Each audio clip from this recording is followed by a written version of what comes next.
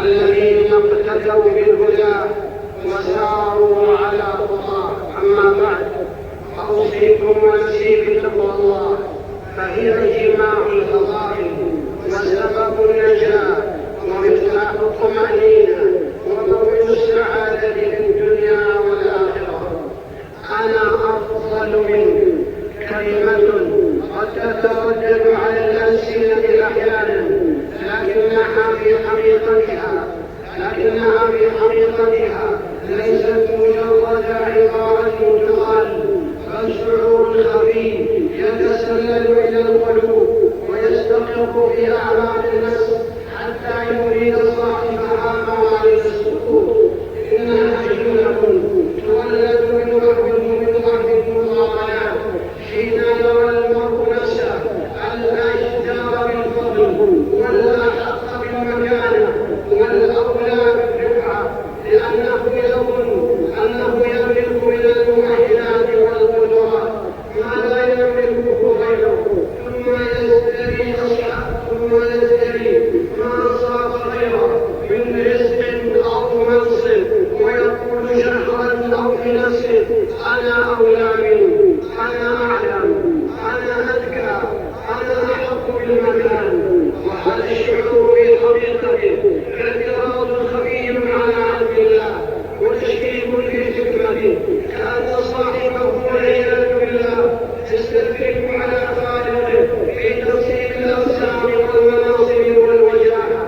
ومن استسلم لنوامة المضامنات وقع في شرك الكبر الخفي وسار على طريق نفسه الذي هلك فيه أول عاصم. هذه الكلمة لا تتوقف عند حكم اللسان، بل تتكرر بأشكال شتى في حياة الناس، قد لا تقال صراحة، لكنها تفهم من نظرة متعالية أو ضحكة ساخرة أو نبرة مستعلية أو سكوت يقول أن الحق حسر فيه وأن غيره على ضلال. وقد يخفيها بعض الناس تحت ستار الموسيقى أو الدعوة أو الجدال، لكنها في جوهرها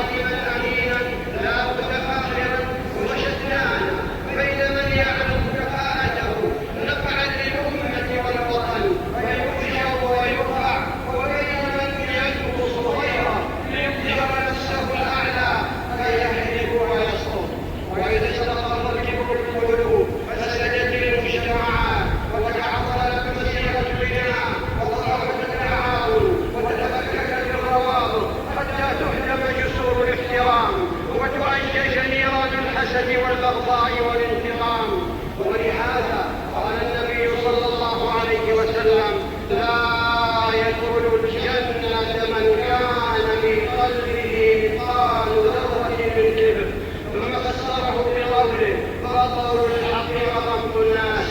قال تعالى: ولا تمشي في الأرض مرحا إن الله لا يحب كل مختال فخور.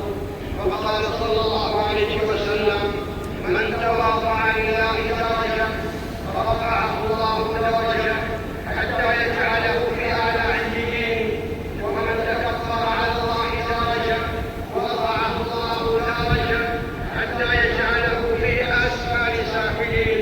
رواه ابن ماجه والبيهقي.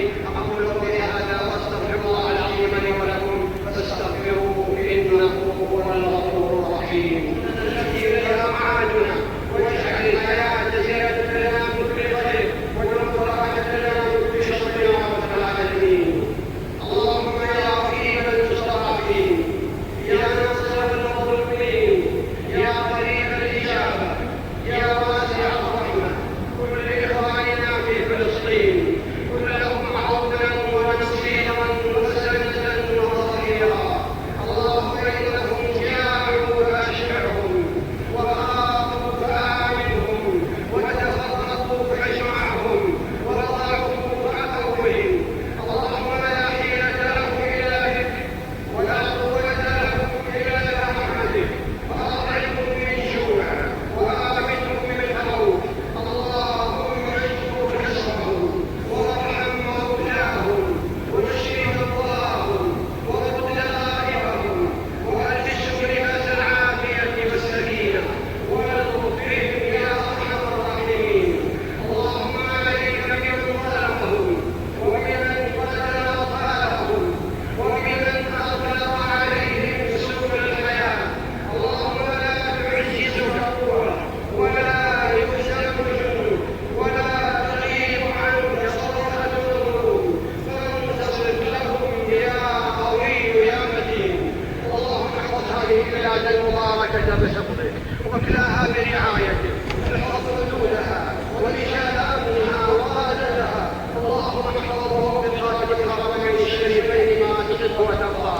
اللهم وفقه لهداك واجعل عمله في رضاك، ووفق جميعهم لكل خير يا رب العالمين، وانصر بهم الإسلام والمسلمين، ووفق جميع ولاة أمور المسلمين للعمل بكتابك وتحكيم شرعك. ربنا آتنا في الدنيا حسنة وفي الآخرة حسنة وقنا عذاب.